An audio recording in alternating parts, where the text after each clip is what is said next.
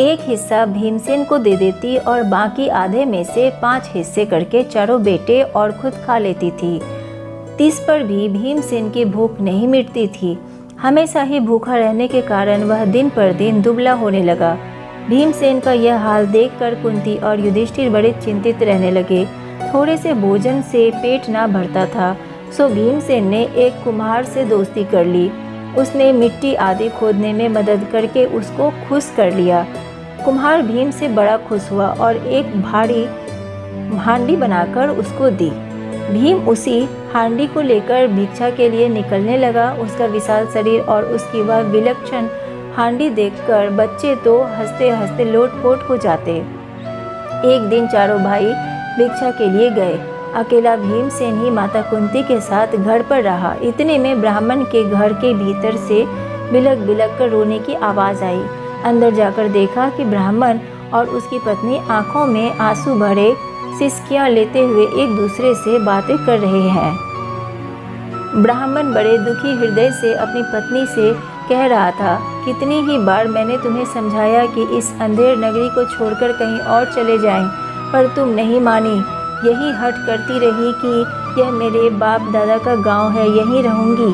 बोलो अब क्या कहती हो? अपनी बेटी की भी बलि कैसे चढ़ा दूं और पुत्र को कैसे काल कवलित होने दूं? यदि मैं शरीर त्यागता हूँ तो फिर इन अनाथ बच्चों का भरण पोषण कौन करेगा? हाय, मैं अब क्या करूँ? और कुछ करने से तो अच्छा उपाय यह है कि सभी एक साथ मौत को गले लगा लें, यही अच्छा होगा।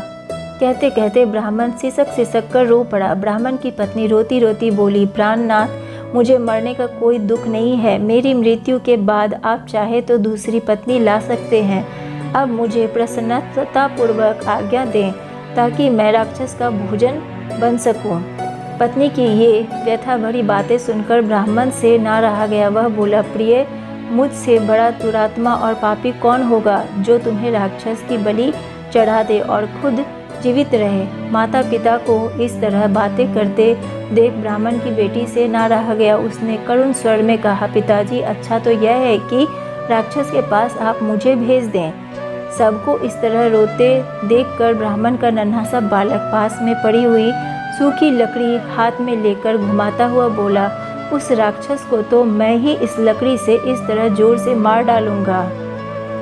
कुंती खड़ी खड़ी यह सब देख रही थी। अपनी बात कहने का उसने ठीक मौका देखा। वह बोली, हे ब्राह्मण, क्या आप कृपा करके मुझे बता सकते हैं कि आप लोगों के इस असमय दुख का कारण क्या है?